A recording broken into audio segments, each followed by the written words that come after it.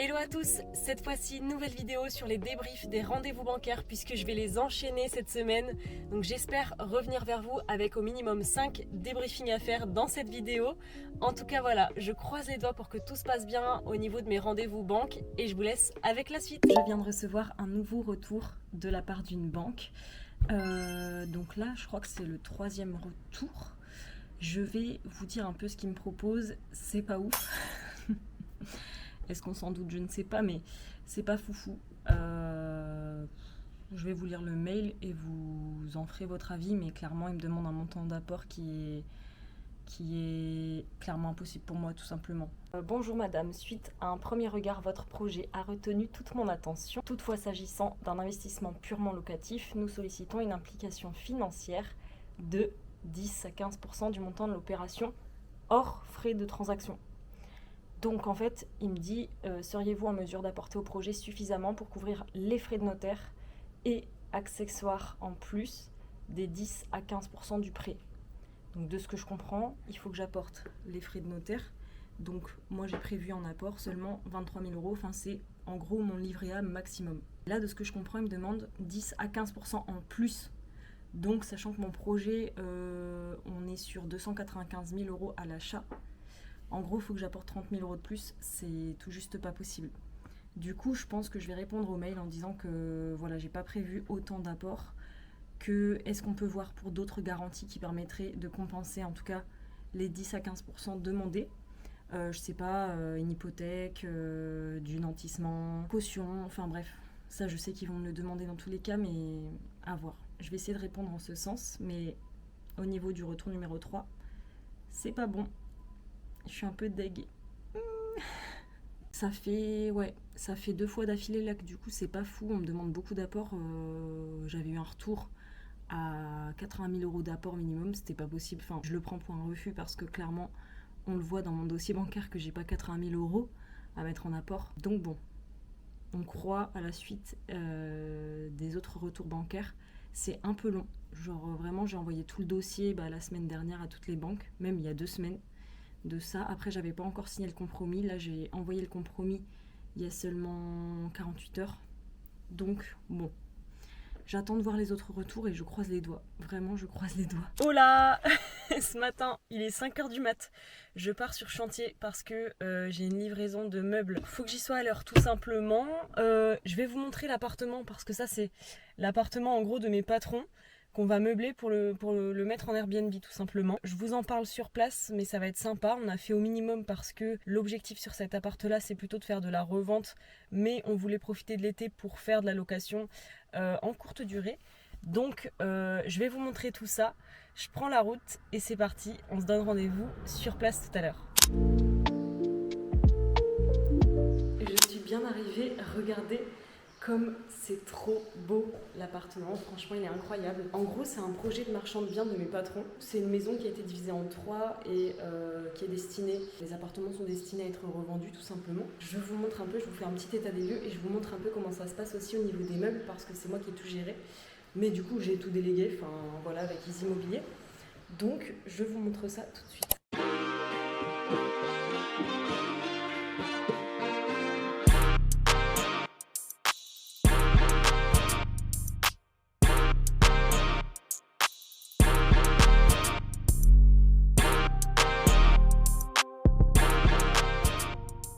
D'accord, l'appartement est juste incroyable.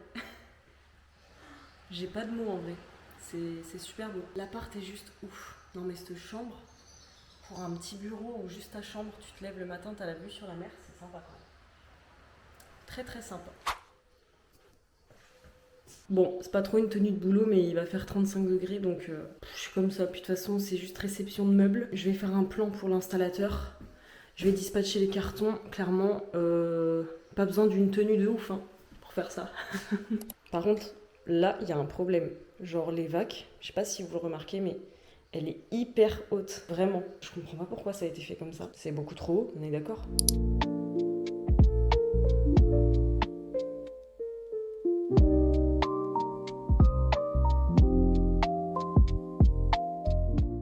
Du coup, pour pour meubler complètement l'appartement, en fait, je suis passée par Easy Immobilier.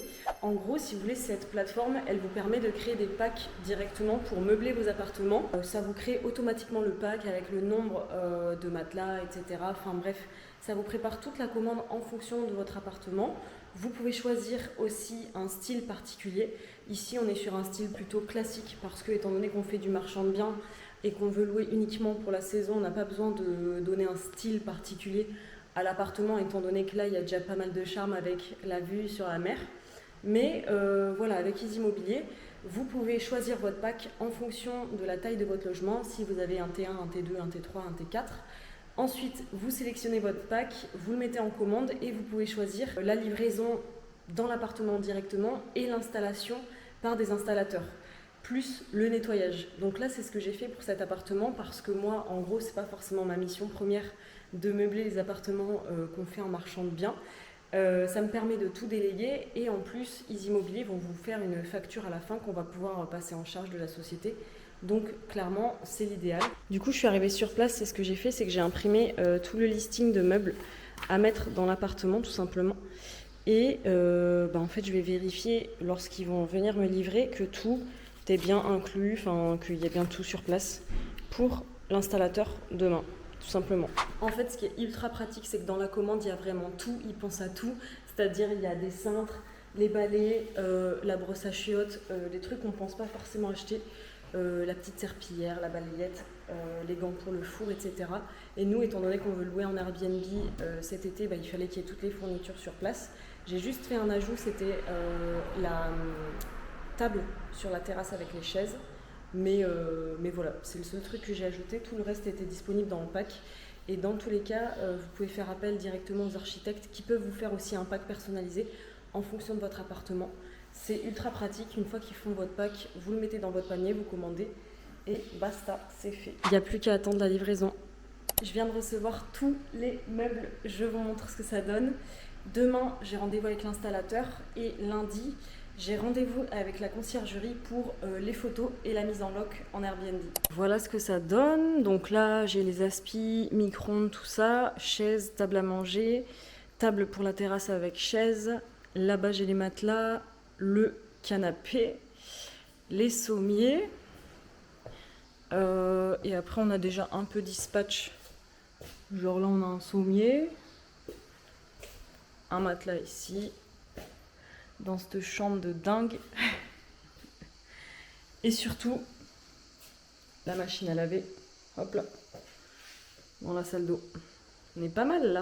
Le rêve, vraiment un appartement comme ça là. Mais c'est le rêve, c'est ouf.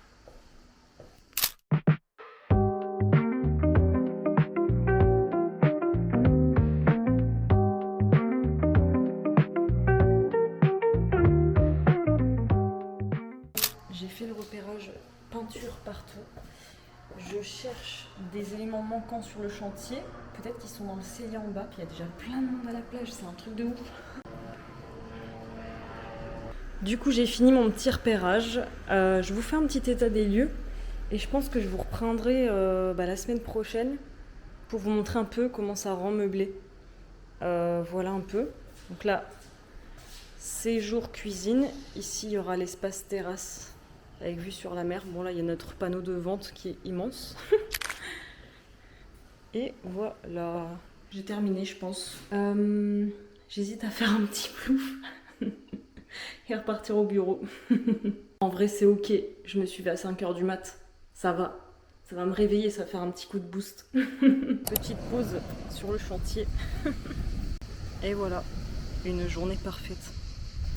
Petite pause avant de repartir au bureau. Je vais aller me baigner et après, je repars. Je suis littéralement en train de faire des mails sur le tel à la plage. Je kiffe ma life là. Là vraiment je kiffe. En plus, ce matin au chantier ça a été hyper efficace. Demain il y a l'installateur de meubles qui vient et mardi, en fait je dis lundi mais c'est mardi parce que c'est le 14 lundi. J'ai la conciergerie qui arrive pour faire les photos et mettre en loc l'appart de mes patrons. Voilà un peu les news. Du coup là je vais faire quelques mails et après je vais repartir. Parce qu'après il va falloir que je retourne faire un peu plus de paperasse, etc. Je vous tiens au courant. With me, and you'll be in a world of pure imagination.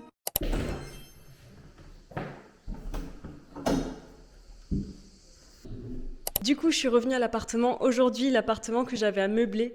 Purée, ça résonne encore alors que c'est meublé. Je pense qu'il n'y a pas grand-chose. Enfin là, il y a un peu de meubles, mais on n'a pas meublé de fou. Parce que l'objectif, du coup, avec cet appartement, c'est de faire plutôt une vente d'ici quelques mois. Mais bon, on voulait profiter de l'été pour le louer en Airbnb. J'ai été livrée en 7 jours. Le lendemain, j'avais le monteur sur place. Et là, aujourd'hui, je passe juste faire l'état des lieux avec la conciergerie, donc clairement c'est nickel. Je vous montre un peu comment ça rend, mais je suis très contente du résultat. Du coup, la cuisine, ça donne ça. On a la table avec les chaises, franchement ça rend super bien. Et là, on a le séjour.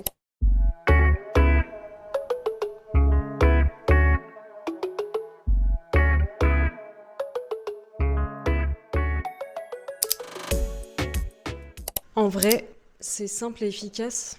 Clairement, j'ai pas voulu me casser la tête sur ce coup. Et je trouve que c'est nickel. Si on capte, mais la vue est folle dans cette chambre, vraiment. Oh, vraiment, cet appart, c'est un goal. C'est clairement un goal. Il est trop beau. J'adore.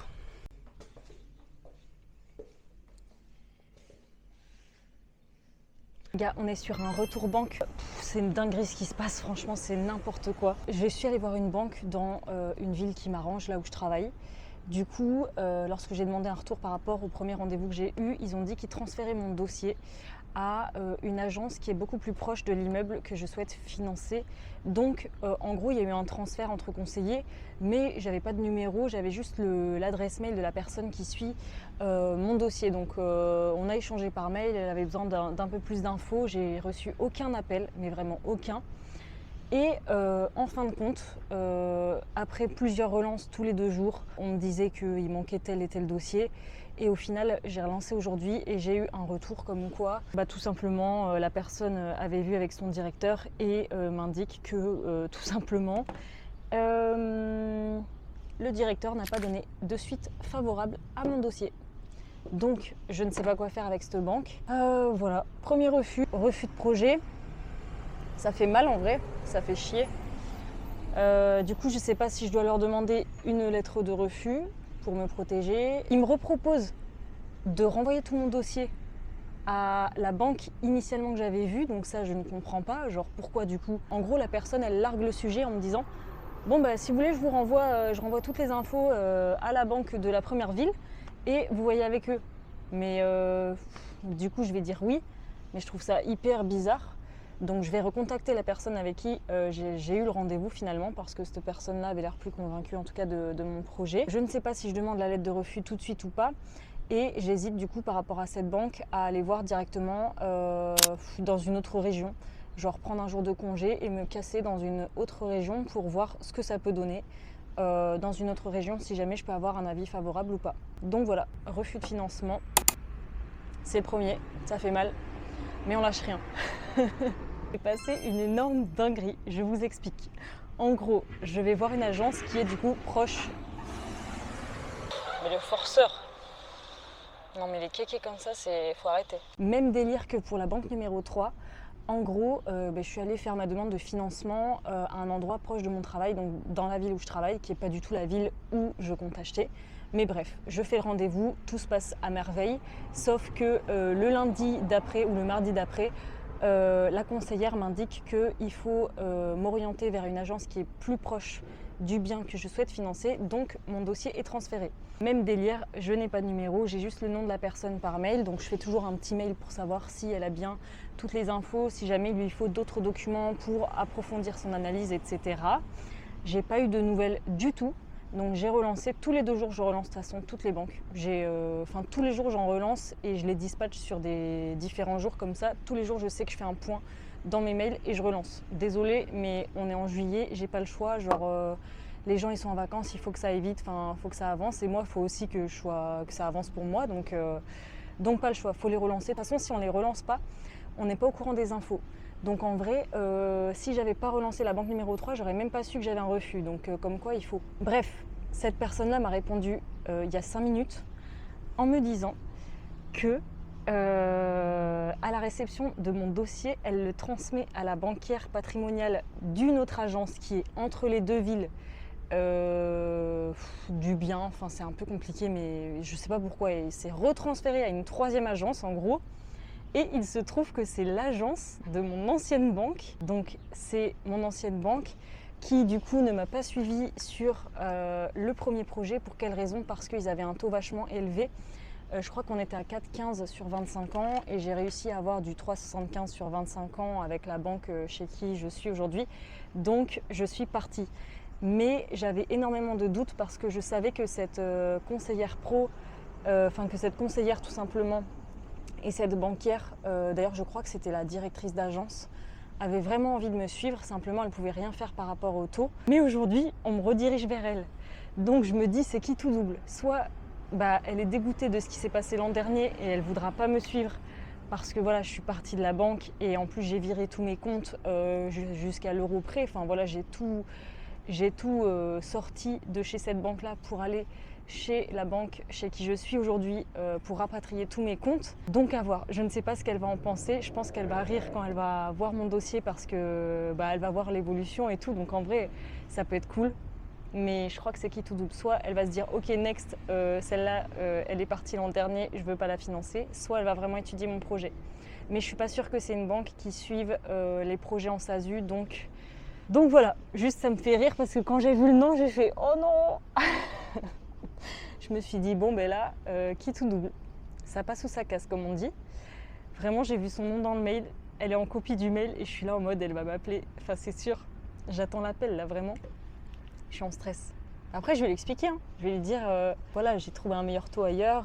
Moi, l'an dernier, je voulais pas prendre de risques. C'est sûr que le taux, ça changeait quand même beaucoup de choses sur mon projet. C'était du nom propre, ça avait rien à voir. Enfin bref. Après, peut-être que c'est pas que je vais revenir chez cette banque-là, mais parce que ce qui est sûr, c'est que si là sur le projet 2, on me suit, je vais rapatrier mes comptes vers la banque qui me suit sur la SASU. Je sais que ma banque actuelle n'est pas forcément OK avec le financement SASU, donc voilà. Bon, je viens de faire un test Covid en espérant qu'il soit négatif, parce qu'on vient d'arriver en week-end avec mes parents et mes frères. Qu'est-ce qu'ils font?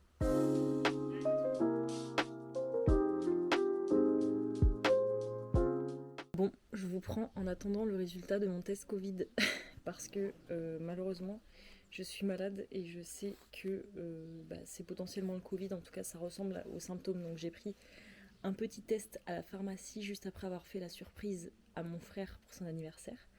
Parce qu'en fait ce week-end on est en week-end du coup dans un endroit qui change pour faire l'anniversaire de mon frère et on lui a fait une petite surprise d'arriver chez lui ce soir à 19h, genre à son appartement, sachant que j'ai 3 frères et que là on est tous ensemble, tous réunis chez lui et donc du coup ce soir on mange dans un gîte, dans une ferme, tous ensemble pour fêter ça. Ça va être trop bien en vrai. J'ai hâte, j'espère juste que je suis pas malade parce que sinon je ferai table à part.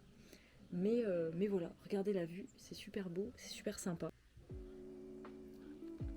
Et en fait, si vous voulez, là-bas, il y a la partie potager. Là-bas, il y a la partie bergerie. Et je crois qu'il y a des canards aussi par là-bas. Et en fait, le concept, c'est qu'on mange vraiment local. Des produits de la ferme, tout simplement. J'ai piqué un pull à mon frère parce qu'il fait quand même pas hyper chaud par rapport à chez moi. Mais on va manger local, ça va être trop cool. D'ailleurs, j'ai des bougies dans mon coffre. J'ai pris des bougies, j'ai acheté un cadeau ce midi aussi, un petit livre. Et voilà, on va fêter ça ce soir, ça va être sympa. Après on va redormir chez lui, mes parents ils restent ici pour dormir et moi je vais dormir à son appartement. Voilà, ça va être cool. Jusqu'à demain soir je suis là. Et je vous embarquerai sûrement dans la journée de demain. Peut-être qu'on ira faire une rando, une balade, peut-être qu'on ira en ville, je sais pas trop. Mais je pense qu'on va bien profiter de ce week-end. En espérant être en forme et en espérant surtout ne pas avoir le Covid. Ça, c'est vraiment la mauvaise nouvelle du week-end. Mais bon, on fait avec. Du coup, voilà la chambre. Je trouve qu'il y a trop de charme. avec les poutres et tout en apparent. C'est trop beau, regardez. Hop. Et là, la salle d'eau. J'ai remis mon masque au cas où. On check le test, on check. C'est bon pour l'instant, pas de Covid en vue. Mais en tout cas, je suis quand même malade, hein. Je vous le dis. Et la partie douche. Mais je crois qu'on va pas se rendre compte parce que j'ai pas le grand angle sur cette caméra. En vrai, elle est stylée, mais on s'en rend pas compte, je crois. J'ai pas assez de recul. Bon, par contre, j'ai vraiment une tronche de meuf malade, je crois. Je crois que c'est grillé. Mais bon, c'est comme ça. Franchement, la chambre est trop stylée. Elle est trop stylée, pierre apparente, petite poutre et tout. C'est assez sympa. Et je pense qu'on va très bien manger.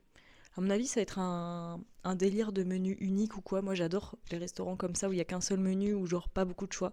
Tu sais, en principe que tu vas bien manger. Et vu que je suis pas du tout difficile, bah j'aime tout en vrai. Donc je suis jamais vraiment déçue de ça. Je sais qu'il y en a qui aiment pas trop. Mais moi, j'aime bien. Voilà. Vous avez un petit aperçu. Look du jour. Sweatshirt de mon frère. Pantalon tranquillou et sandales. Vraiment le swag pour fêter les 23 ans de mon frère.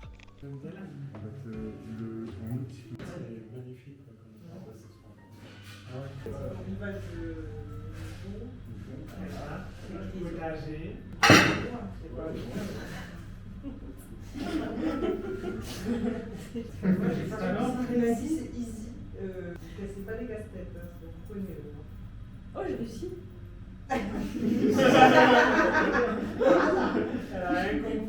Comment tu le remets du coup? Non mais là, maintenant on réfléchit. anniversaire. Allez, attention.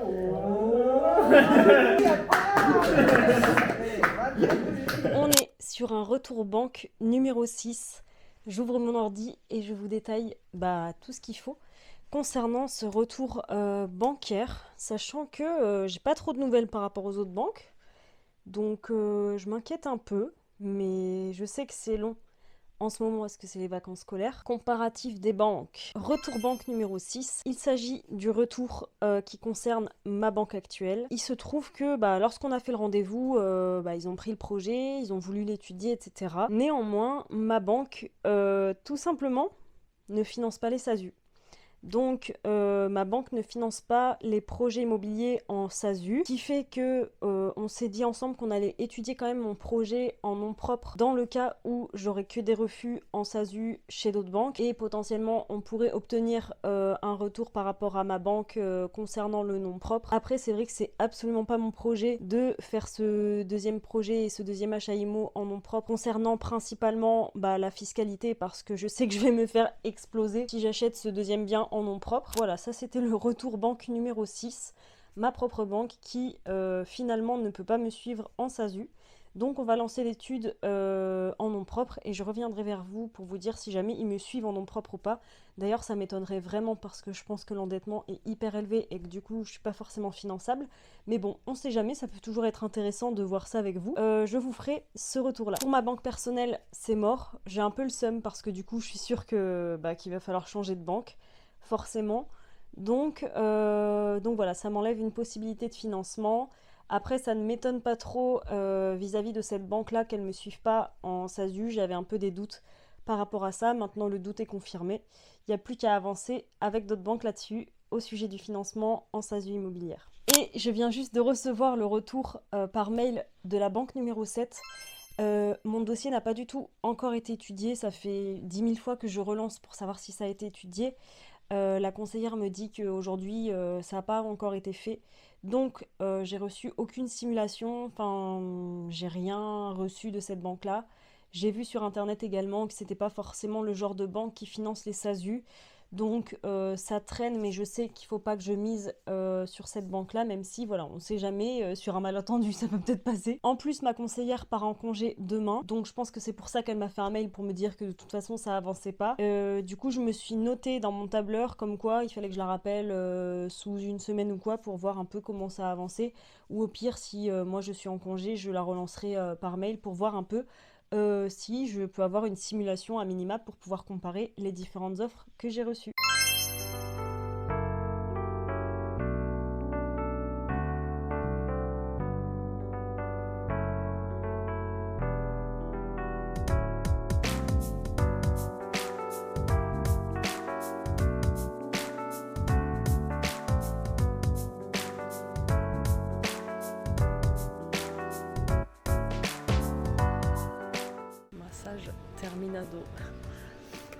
Détente absolue.